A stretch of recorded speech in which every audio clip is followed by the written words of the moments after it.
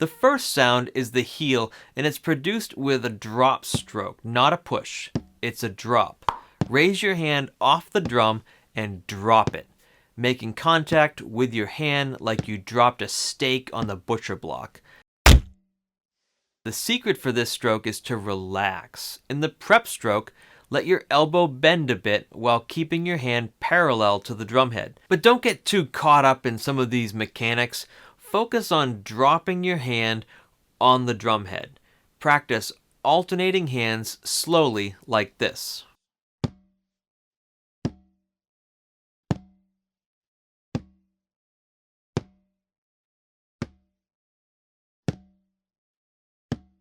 Unlike the heel stroke, the toe is an acceleration. After you drop your hand on the drum for a heel stroke, raise your fingers from the drum by letting your wrist act as a hinge. Then accelerate your hand as much as possible without tensing up all the way to the drum. Practice the following heel and toe stroke exercise slowly.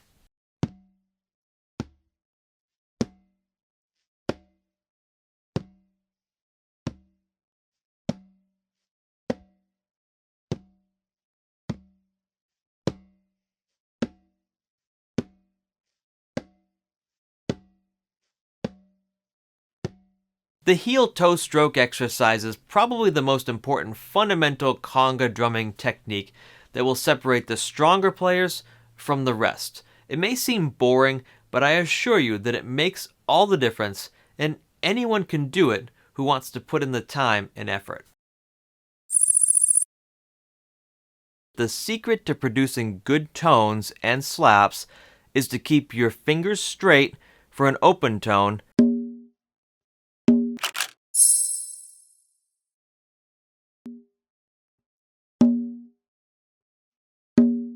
and relax them for a slap.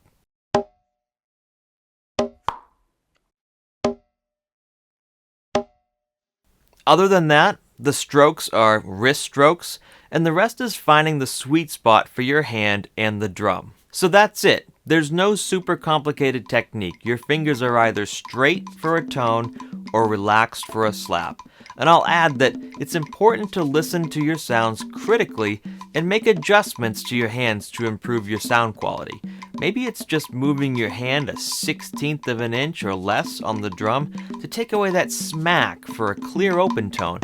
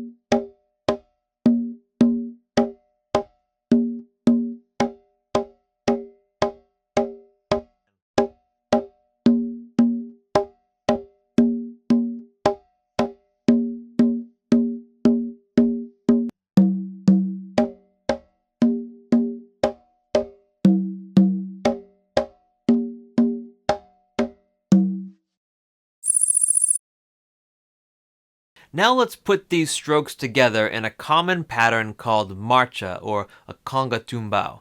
It goes like this: heel, toe, slap. Try that much first. After the slap, it's another toe before a heel, toe, and two open tones. So let's try that second part. Now put it all together.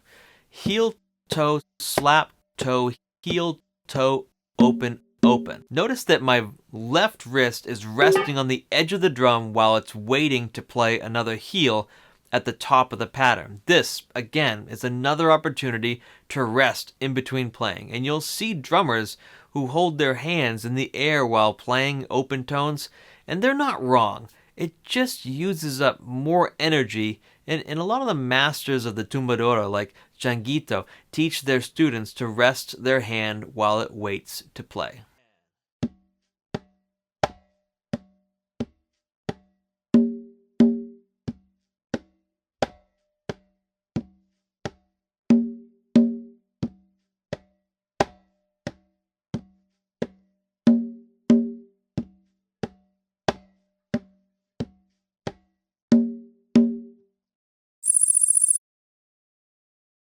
Are there 5 sounds? Are there 7 sounds?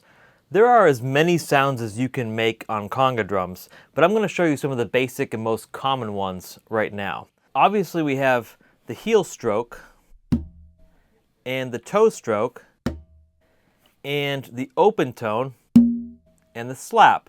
We've already gone over those.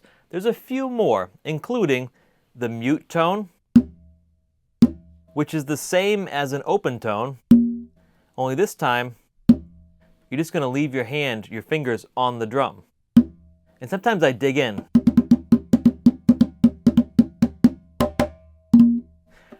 Also called a muff. So like pa or heel toe, you'll have different words or labels for these sounds depending on your teacher or just what people like to call it. It's the same sound. Okay, so with the open tone, you have the open tone, the closed tone or mute tone. You also have a closed slap and an open slap.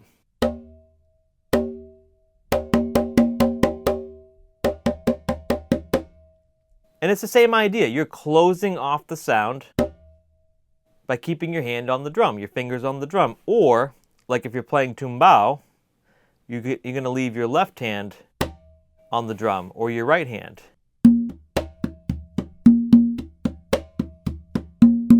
There's also the bass tone, where it's basically a heel stroke, but you're going to play it more in the center to get that bass sound. Now, you can also get a bass sound from a heel stroke, but a bass tone is really trying to get that bass sound. And maybe if you're playing with one conga drum, you might play tumbao, the extended pattern, with the bombo note with the bass sound.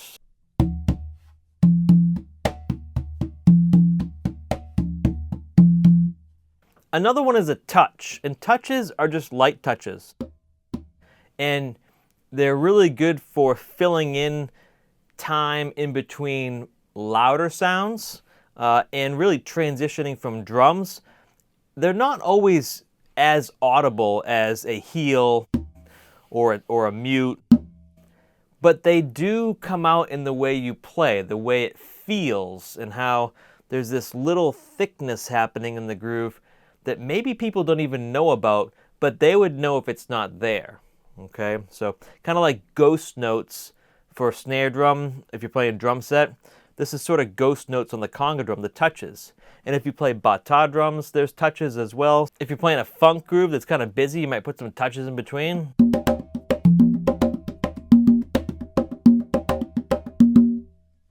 So that's 7, I think. 1, 2, 3, 4, 5, 6, 7. And maybe there's more sounds, but these are the basics.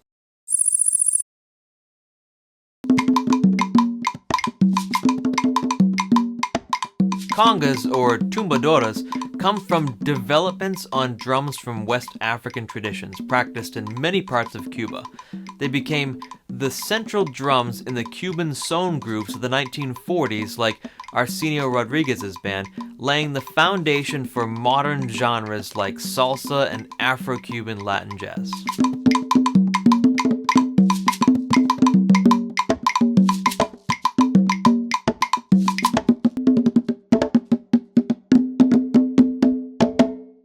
Conga drums have tension rods that pull the head down over the end of the drum shell.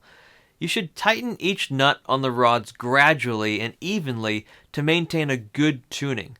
But what's more important than worrying too much about the drum heads and tuning is how you are playing the drum. This starts with your playing position, and this is all about the relationship between the drum height and how high or low you're sitting. The key is to place your palm on the drum and try to adjust your seat height so your elbow is a little lower than your wrist. This playing position will allow you to have more power and efficiency when you're playing the drum.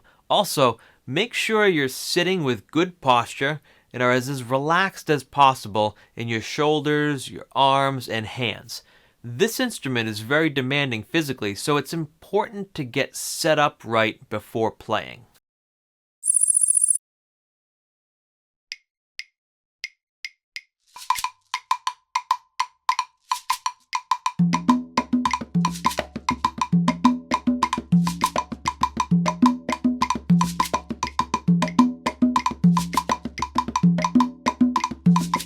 Rumba Guaguancó is one of three main rumba styles from the Afro-Cuban music tradition. The drum parts are highly improvisational and sophisticated, and they're really an approach to accompanying song and dance. And there are two main styles of guaguancó, which developed in Havana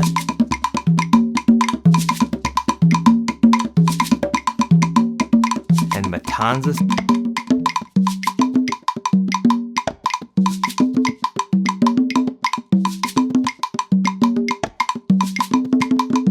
This video focuses on the rhythms of the Havana style. The most recognizable guaguancó drum parts are the salidor played on the tumba or low drum and the segundo played on the conga or middle pitch drum. And it goes like this. Om ing ing om. Om ing ing om. Om ing ing om. Om ing ing om. So we're using rumba clave, and those are the basic drum parts you'll hear in Havana style guaguancó.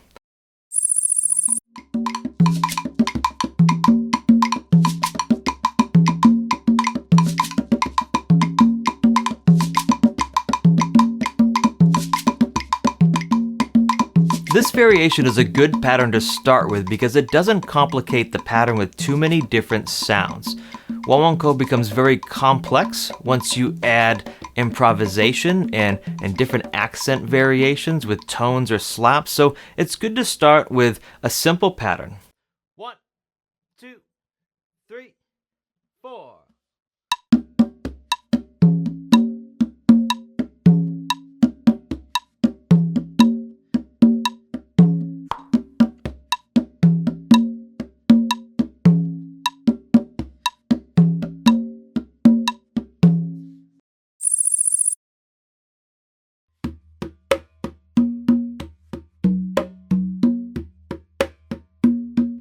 One, two, three, 4, 5, 6.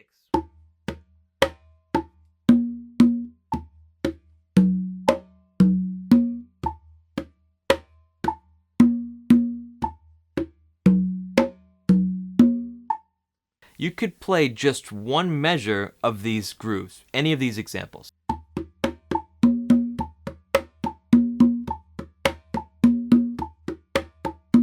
And that's your pattern. And of course, most bands have a few 6/8 tunes, whether it's a shuffle or a waltzy backbeat groove, so it's important to have some vocabulary you can turn to when the opportunity arises.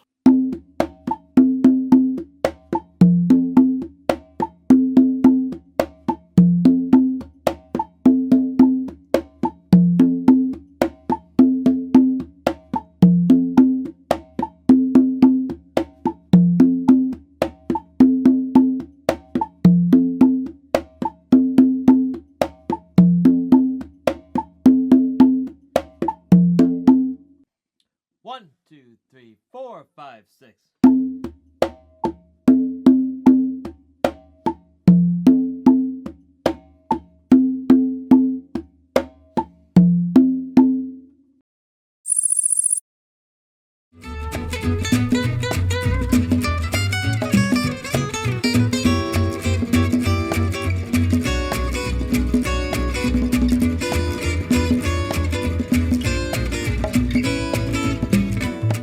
The swing feel is like a skipping rhythm. The concept of swing is based on a continuum of feel that ranges from more open, like triplet eighth notes, to more closed, like 16th notes. For the purpose of developing control over the swing feel, I recommend practicing it as triplet eighth notes. This means you'll play the first and third triplet eighths to establish the rhythm.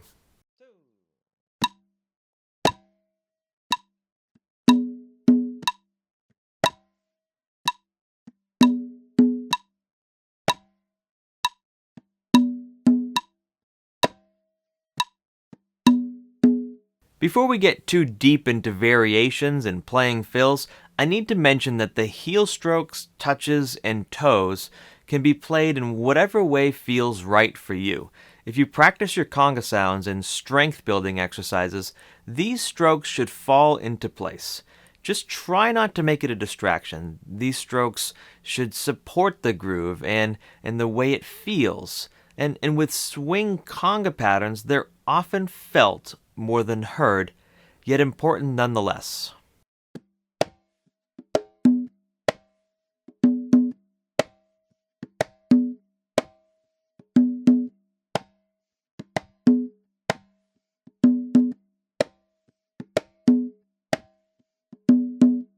One of the simplest things you can do to make a variation on any conga pattern is to make a tone a slap.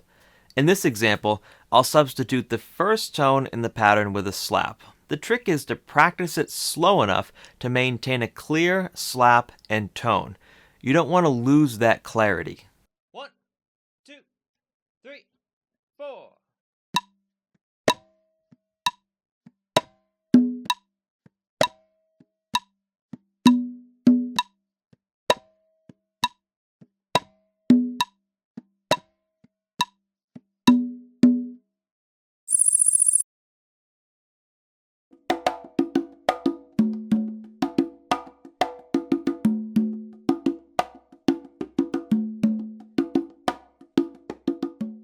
So let's check out the next variation where you see a little bit more of that syncopation.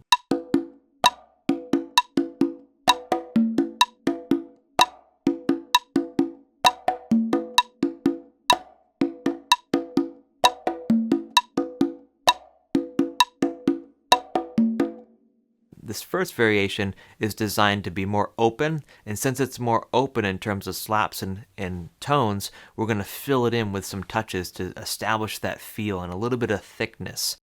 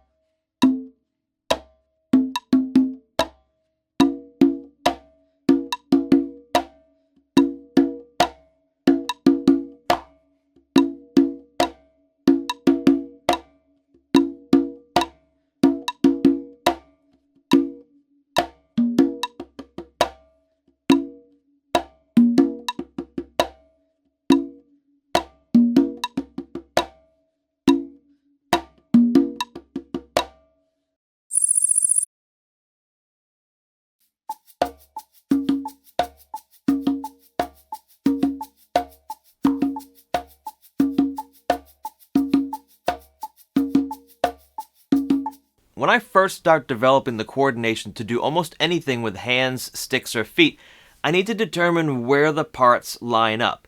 So start slowly with a shaker and add the conga rhythm one stroke at a time.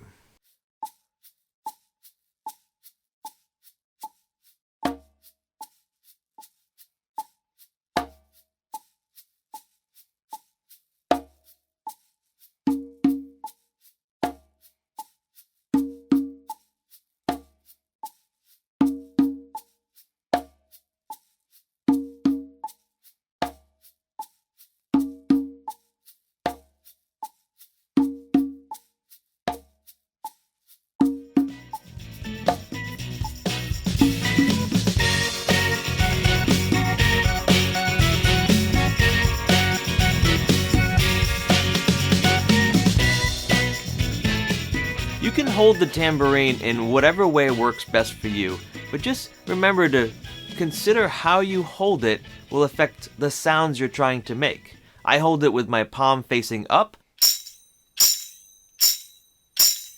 because I feel in more control of the jingles. It's easier, to maintain a relatively consistent sound.